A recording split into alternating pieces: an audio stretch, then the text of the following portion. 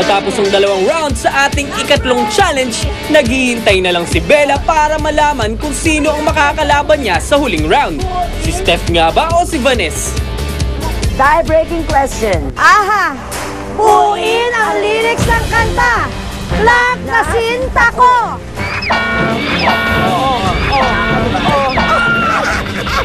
Pwede, pwede! What? Paano? Sino? Marshall? Pasko!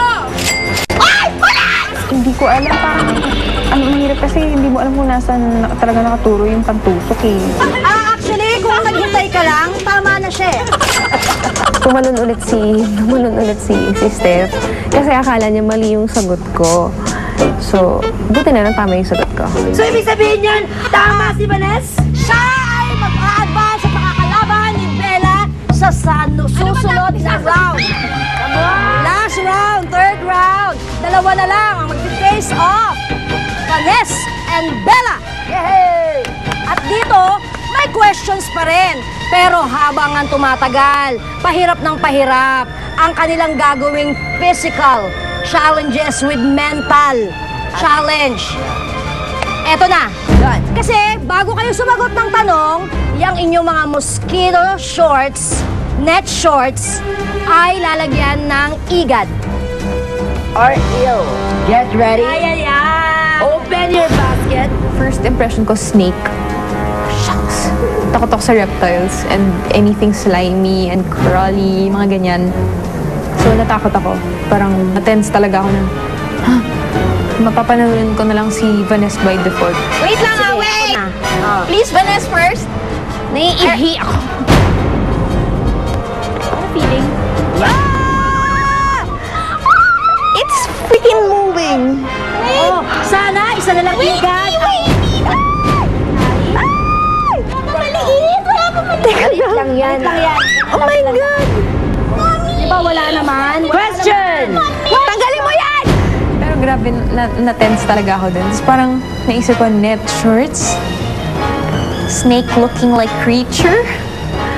You're gonna put that in my shorts? Ano ang tawag sa mga ilaw na ginagamit tuwing magpapasko? Ginagamit tuwing magpapasko.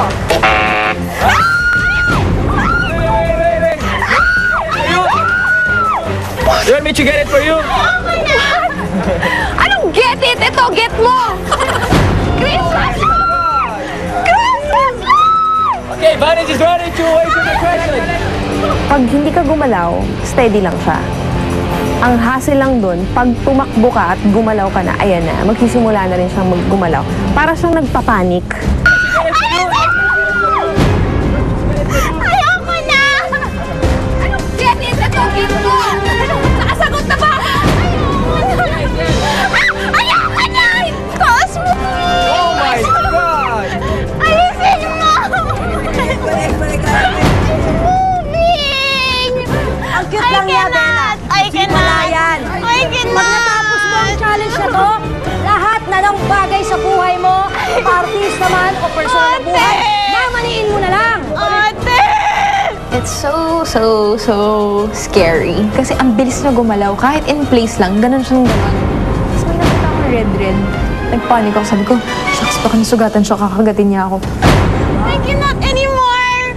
Okay ka ba? Ano nga? Hanggat di pa nagbubo, walang tatakbo. Okay, next! Wait! I don't like anymore! Baka mag-away siya! Sila mag-aaway. May sarili-sarili sila. Tsaka magkaanak sila, Bella. Hello? Okay, like this time. Bella naman. Tignan mo, kay Vanessa. Oh, look at her. Tama na yan! Pwede na bang dalawa lang? Nung sinabi niyang mag-quit na siya na ayaw na nga niya, parang sabi ko, okay, panalo na ako.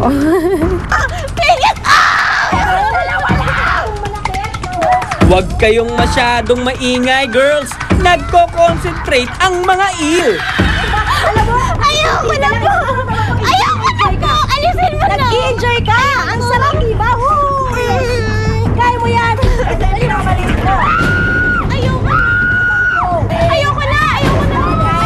Ayoko na! Small yan. Lagay mo naman sa likod. Take it out! Nagpapanik talaga ako, so hindi ako makatingin sa baba.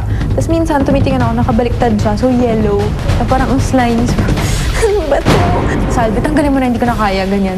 Nakakaisang tanong pa lang si sina Vanessa at Bella sa third round. Tuluyan na nga kayong sumuko sa pandidiri si Bella. Sayang naman ang double points niya. Abangan! Ayoko na lang, nararamdaman ko, enjoy na enjoy ka. Alisin mo na! Nag-enjoy ka. Pwede ko na bang ubarin? Kailangan malima mo yan. Oh my God! Ayoko na! Ayoko na! Ayoko na! Question ay, Wait! I'm gonna join again! Ano ba yan? Parang pinapanood mo ba kami? Ano ka ba, Bella? Pinahirapan mo ako eh! narinig niya yung 100,000 pesos. Ibalik mo ngayon kay Bella.